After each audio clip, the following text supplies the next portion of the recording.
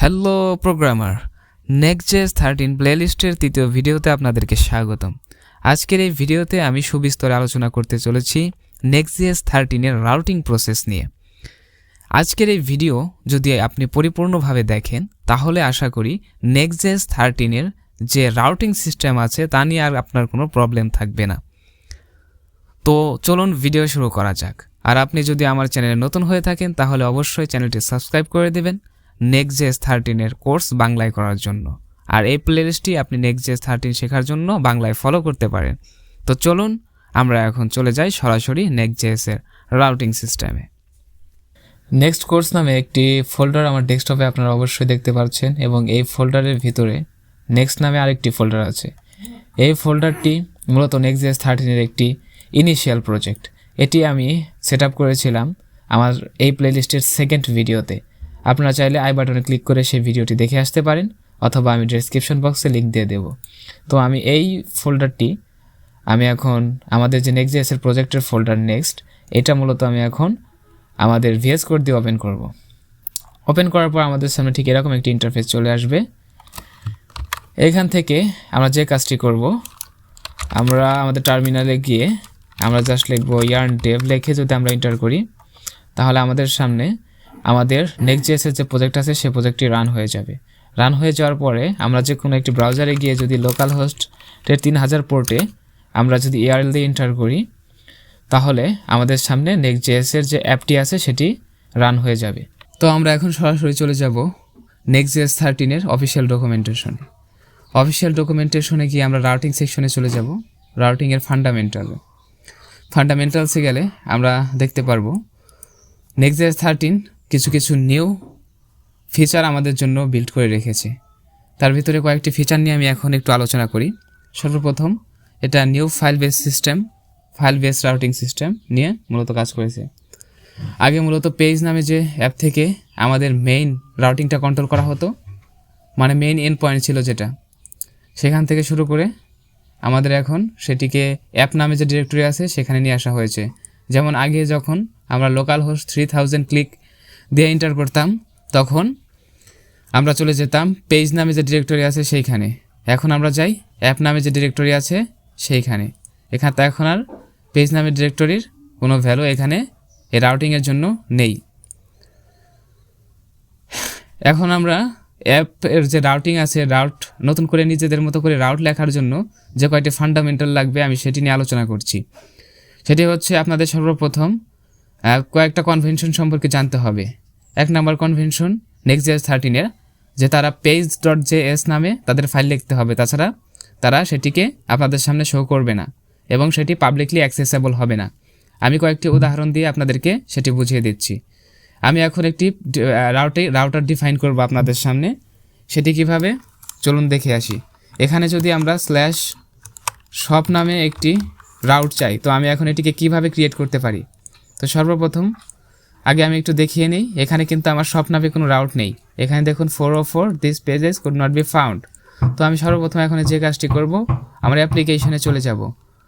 আমি আগেই বলেছি যে আমাদের যে অ্যাপটি আছে এটি মূলত আমাদের মেইন ইন পয়েন্ট। তো আমি এটার সাথে কী চাচ্ছি /shop। তো আমার কি করতে হবে, আমার এখানে এই অ্যাপের ভিতরে একটি ফোল্ডার ক্রিয়েট করতে হবে এবং যে নামে ফোল্ডার ক্রিয়েট করব সেটি হবে আমার রাউটের নাম। এখানে দেখুন আমি শপ নামে একটি রাউট ক্রিয়েট করেছি। তার মানে এখন আমি যদি /shop-এ যাই তাহলে আমার যে রাউটটি আছে সেটি কাজ করবে এবং এইখানে যদি নাম চেঞ্জ করে দেই তাহলে এখানে আমার এই ইউআরএল বারে আমার নাম কি চেঞ্জ করে দিতে হবে, ঠিক আছে। তো আমার এই এডিটরে এখন আমি শপ নামে একটি অ্যাপের ভিতরে একটি ফোল্ডার ক্রিয়েট করেছি। এখন আমি এটার ভিতরে নেক্সটজেস 12 এর যে নিয়মে আছে সেই নিয়মে আমি জাস্ট index.jsx দিয়ে যদি আমি একটি ফাইল ক্রিয়েট করে এখানে যদি আমি একটি রিয়াক্ট ফাংশনাল কম্পোনেন্ট লিখে যদি এন্টার করি তাহলে দেখবেন এটি কিন্তু পাওয়ার কথা ছিল। এই শপ নামের যে রাউট আছে রাউটের ভিতরে ফাইলও আছে, ফাইলের ভিতরে একটা ডিভ আছে এবং এটার ভিতরে ইন্ডেক্স লেখাটা আছে। সুতরাং এই লেখাটি কিন্তু আমার এই ফাইলের ভিতরে শো করার কথা ছিল, কিন্তু এখন কিন্তু এই ফাইলটি এখানে শো করেনি। এটার কারণ কি? এর কারণ হচ্ছে এই নেক্সটজেস 13 এর নিউ কনভেনশন। আমরা যদি এই নিউ কনভেনশনটা হচ্ছে এই যে আমরা যদি কোনো পাবলিকলি অ্যাক্সেসেবল কোনো রাউট ক্রিয়েট করি তো সেই ক্ষেত্রে সেই ফোল্ডারের ভিতরের যে পেজটি হবে সেটি অবশ্যই page.jsx অথবা page.js মানে পেজ নামে ফাইলটি হতে হবে, তাছাড়া সে শো করবে না। এখন দেখুন, এখন অটোমেটিক সেটি লোড নিয়ে গেছে, এই দেখুন ইন্ডেক্স কিন্তু চলে এসেছে। এই দুইটাই হলো মূল কনভেনশন আমাদের nextjs 13-এর। ওকে, এভাবে আমরা যে কোনো রাউট ক্রিয়েট করতে পারি। আপনার রাউট ক্রিয়েট করার জন্য আপনার ফোল্ডার দিতে হবে, ফোল্ডারের নাম হবে সেই নামে যেই নামে আমরা একজন ইউজার আপনার ইউআরএলে লিখে হিট করবে। ওকে, এখন যদি সাপোজ আমরা একটি রাউট অ্যাবাউট নামে একটি রাউট ক্রিয়েট করতে যাই, তাহলে অ্যাপ ফোল্ডারের ভিতরে আমার জাস্ট একটি অ্যাবাউট নামে একটি ফোল্ডার ক্রিয়েট করতে হবে এবং সেটার ভিতরে page.jsx নামে একটি ফাইল ক্রিয়েট করে সেখানে রিঅ্যাক্ট ফাংশনাল কম্পোনেন্ট আপনার ইচ্ছা মতো লিখতে পারেন, কোনো সমস্যা নেই। এখন যদি আমি যে অ্যাবাউট নামে ক্রিয়েট করেছি, এখন সেটি যদি আমি স্ল্যাশ দিয়ে অ্যাবাউট দিয়ে এন্টার করি তাহলে দেখুন সেটি কিন্তু চলে আসবে, এই যে পেজ নামে কিন্তু চলে এসেছে। এবং প্রত্যেকটা ফাইলই বাই ডিফল্টই সার্ভার সাইড রেন্ডার করে থাকে। ওকে, আমরা এখন ইচ্ছা করলে আনলিমিটেড রাউট এখান থেকে ক্রিয়েট করতে পারি। আমরা এখন দেখব হচ্ছে কিছু নেস্টেড রাউট। ওকে, সো চলুন আমরা নেস্টেড রাউট দেখে আসি। nextjs 13-এ যদি আমরা নেস্টেড রাউট ক্রিয়েট করতে যাই, তবে আমাদের যে কাজটি করতে হবে, nextjs 13-এ যদি আমরা নেস্টেড রাউট ক্রিয়েট করতে যাই তো সেই ক্ষেত্রে আমাদের যে কাজটি করতে হবে, সর্বপ্রথম আমরা দেখি আগে নেস্টেড রাউটটা কীভাবে কাজ ক্রিয়েট করতে হয়। তো নেস্টেড রাউট ক্রিয়েট করার জন্য আমার অ্যাপ যে ফোল্ডারটি আছে এটার ভিতরে আমি সাপোজ কোনো রাউটিং যদি এখানে আমরা ক্রিয়েট করতে চাই, সাপোজ আমি অ্যাবাউট নামে একটি রাউট ক্রিয়েট করলাম এবং এটার ভিতরে আমি অন্য রাউটগুলো নেস্ট করব। তো সেই ক্ষেত্রে কীরকম হতে পারে তার আগে আমরা একটু ডেমোটা দেখে নিই। এখানে যদি আমি সাপোজ অ্যাবাউট লিখলাম, অ্যাবাউটের পরে আমি এখানে মি লিখতে পারি। এখানে যদি এন্টার করি তবে এখানে দেখুন আমার কিন্তু দুইটা রাউট আছে, একটা হচ্ছে মি, একটা হচ্ছে অ্যাবাউট, মানে অ্যাবাউটের ভিতরে এই মিটা আছে। তো এই রাউটিংটা আমরা কীভাবে করতে পারি? আমরা জানি যে nextjs-এর ফাইল বেস রাউটিং সিস্টেম নিয়ে কাজ করে থাকে, তো সেই জন্য আমাদের ফাইলের সাথে সমস্ত কাজগুলো করতে হবে। এখানে অ্যাবাউটের ভিতরে সাপোজ আমরা আগে একটা কম্পোনেন্ট ক্রিয়েট করে নিই। আমরা অ্যাবাউটের এখানে page.jsx নামে একটি ফাইল ক্রিয়েট করলাম এখানে এবং একটি রিয়াক্ট ফাংশনাল কম্পোনেন্ট এখানে আমরা দিলাম। সাপোজ আমি এই কম্পোনেন্টটির পেজটির নাম দিচ্ছি অ্যাবাউট এবং এইখানে আমি জাস্ট আমি এখানে একটি h1 কম্পোনেন্ট নিলাম এবং h1 লিখে এখানে আমি জাস্ট এখানে অ্যাবাউট পেজ নামে দিয়ে দিলাম। সো আমার অ্যাবাউট রাউটটি হয়ে গেল। এখন এই মি রাউটটা আমি কিভাবে ক্রিয়েট করব, মানে নেস্টটা কিভাবে করব? তো এই জন্য আমি এই অ্যাবাউটের ভিতরে আরেকটি ফোল্ডার আমাদের ক্রিয়েট করতে হবে এবং এই ফোল্ডারটির নাম কি হবে? এখানে মি নামে এখানে একটি ফোল্ডার হবে। ওকে, সো আমি এখানে .me নামে একটি ফোল্ডার নিলাম এবং সেটির ভিতরেও আমাদের অবশ্যই page.js নামেই ফাইল নিতে হবে। ওকে, page.js বা jsx আপনি যেভাবে লেখেন না কেন কোনো সমস্যা নেই। এবং এইখানে আমাদের অবশ্যই যে কাজটি করব, আমরা এইখানে আমাদের কম্পোনেন্টটা লিখে ফেলার পর সেভ করি, কম্পাইলেশন ডান। সো এখন আমরা যদি আমাদের পেজে চলে যাই এবং এন্টার করি তাহলে দেখুন এখানে me অলরেডি চলে এসেছে, তার মানে আমরা নেস্টেড রাউট ক্রিয়েট করতে পারছি। এখানে সাপোজ যদি আমি আরেকটা নেস্টেড রাউট ক্রিয়েট করি, সাপোজ আমি চাচ্ছি এই অ্যাবাউটের ভিতরে আরেকটি রাউট থাকবে যেটার নাম থাকবে কোম্পানি, কোম্পানি রাউটটি থাকবে। এই রাউটটি আমি এখন কিভাবে করব? সেম একইভাবে এখানে আমরা জাস্ট এখানে কোম্পানি লিখে রাউট ক্রিয়েট করব এবং সেটির ভিতরেও সেমভাবে পেজ নামে আমরা কম্পোনেন্ট লিখে ফেলবো এবং আমি যদি এখানে সাপোজ এটা রিঅ্যাক্টের কম্পোনেন্টের নাম চেঞ্জ করে যদি দেই কোম্পানি। সো এখন আমার এই রাউটটা কিন্তু ক্রিয়েট হয়ে গেছে। এখন যদি আমি রিফ্রেশ করি তাহলে আমার কিন্তু দেখুন এই পেজটি কিন্তু লোডিং হয়ে চলে এসেছে। তো এভাবে মূলত নেস্টেড রাউটগুলো ক্রিয়েট করা হয়ে থাকে। এখন আমরা nextjs-এর লিঙ্ক নিয়ে কাজ করব। নেক্সটজেএস লিঙ্ক নিয়ে কাজ করার জন্য আমি চলে যাচ্ছি আমাদের প্রজেক্টে এবং এইখানে app dot page dot JS নামে যে ফাইলটি আছে অ্যাপ ফোল্ডারের ভিতরে, সেটির ভিতরে আমি লিঙ্ককে ইম্পোর্ট করে নিচ্ছি। লিঙ্ককে ইম্পোর্ট করার জন্য ইম্পোর্ট লিঙ্ক ফ্রম next/link নামে আপনারা যদি লেখেন তাহলে ওইখান থেকে আপনারা লিঙ্ক পেয়ে যাবেন। তো এই লিঙ্ক আমরা পেলাম। এখন আমরা চাইছি এই হোমটাকে আমি একটা লিঙ্ক বানাবো। সো সেই ক্ষেত্রে আমি এখন ওই লিঙ্কটা এখানে নিয়ে আসবো, আনার পরে হোমটাকে র্যাপ করে দেব। এখন লিঙ্কের তো নির্দিষ্ট একটা ইউআরএল থাকে, ইউআরএলটা কীভাবে দেবেন? এই লিঙ্কের এই জায়গায় আপনি জাস্ট একটা অ্যাট্রিবিউট লিখবেন href। আমরা যেমন এতে href দিয়ে কাজ করতাম ঠিক একই রকমভাবে এখানে href দিয়ে কাজ করা যাবে। সো আপনি এখানে hrefটা দিলেন, দেওয়ার পরে এইখানে আপনারা যে কোনো লিঙ্ক এখানে অ্যাড করতে পারেন। আমি সাপোজ এইখানে দিলাম শুধুমাত্র এভাবে https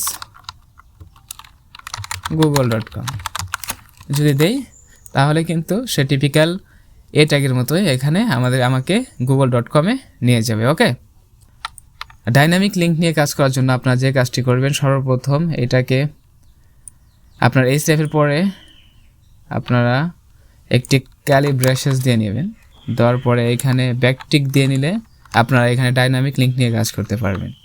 আমি সাপোজ এখন একটি ইউআরএল পেস্ট করছি এবং এখানে ডাইনামিক্যালি কাজ করার জন্য আমি একটা উদাহরণস্বরূপ ডক্স নামে একটি ভ্যারিয়েবল ক্রিয়েট করে সেইখানে আমরা ডক্স নামে একটি ফাইল রাখছি, যাতে আমরা ডাইনামিক্যালি এটি কাজ করে কিনা সেটি যাতে বুঝতে পারি সেই জন্য। তো তারপরে আমরা এখানে একটি $সাইন দেব এবং একটি কালি ব্রেসেস দিয়ে ওই ডক্সটাকে এখানে কল করে দেব। কল করে দিয়ে যদি আমি সেভ করি এবং কম্পাইল করি, তাহলে এখন যদি আমরা আমাদের লোকাল হোস্ট 3000-এ ব্যাক করি এবং এখানে ক্লিক করি, তাহলে দেখুন সে কিন্তু আমার এই যে ডক্সটা কিন্তু কাজ করেছে।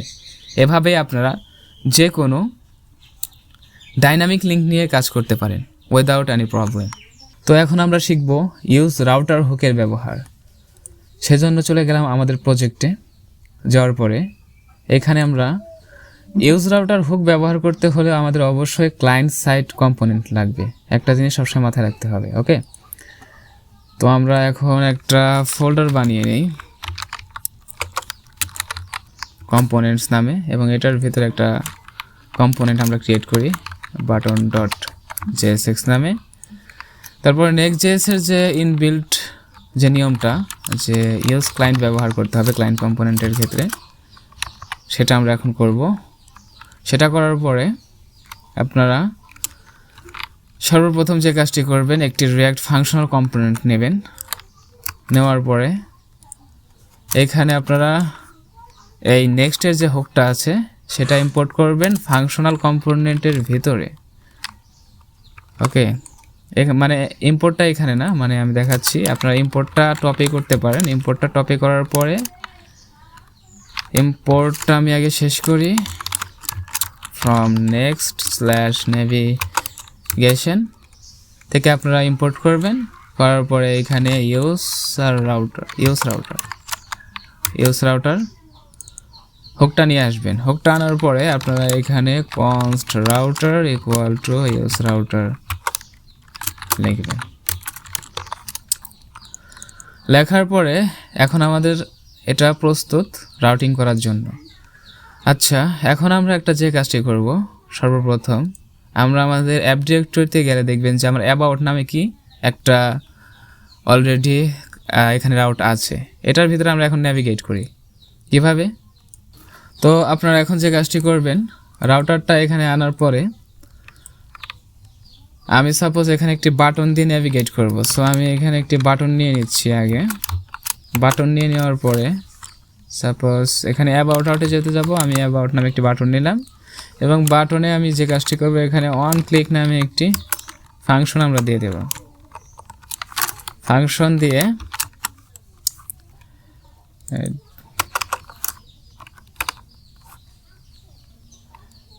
এখানে অবশ্যই একটি কালি ব্রেসেস দিয়ে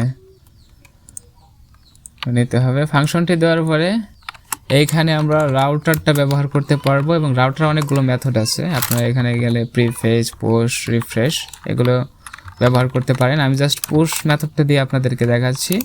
পুশ দেওয়ার পরে এখানে আপনারা লিঙ্ক দিয়ে দেবেন। আপনারা ইচ্ছা করলে যে কোনো লিঙ্কই ব্যবহার করতে পারেন। আমি অবশ্য শুধু স্ল্যাশ দিয়ে এখানে আমি অ্যাবাউট আউটে যাবো, সেজন্য অ্যাবাউট আউটে লিঙ্কটি এখানে আমি দিয়ে দিলাম। দিয়ে দেওয়ার পরে আমার হয়ে গেল এখানে একটি বাটন কম্পোনেন্ট ক্লায়েন্ট সাইটের। সো এটি আমি এখন কি করব, এটি আমি এখন হোমে শো করব।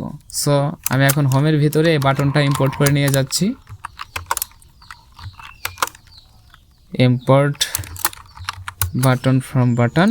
আর এখন এটাকে আমি এটার ভিতরে লিখে ফেলি, বাটনটা নিয়ে আসলাম। এখনও যদি আমরা আমাদের ওয়েবসাইটে যাই তাহলে দেখুন অ্যাবাউট নামে একটি বাটন আছে। এখন যদি এটা আমি ক্লিক করি তাহলে দেখুন আমাদের কিন্তু অ্যাবাউট সেকশনে সে নিয়ে গিয়েছে। এভাবেই মূলত ইউজ রাউটার হুক ব্যবহার হয়ে থাকে। তো আজকের মতো ভিডিও এই পর্যন্তই। আশা করি ভিডিওটি ভালো লেগেছে। আর ভালো লাগলে অবশ্যই চ্যানেলটি সাবস্ক্রাইব করবেন, পাশে থাকা বেল আইকনটিতে ক্লিক করে দেবেন এবং ভিডিওতে একটি লাইক দেবেন। আর ভালো না লাগলে ডিসলাইক দিয়ে ভালো না লাগার কারণটাও লিখে দিবেন। আশা করি আমি নেক্সট আরও বেটার করে আপনাদের জন্য ভিডিও বানাতে পারবো।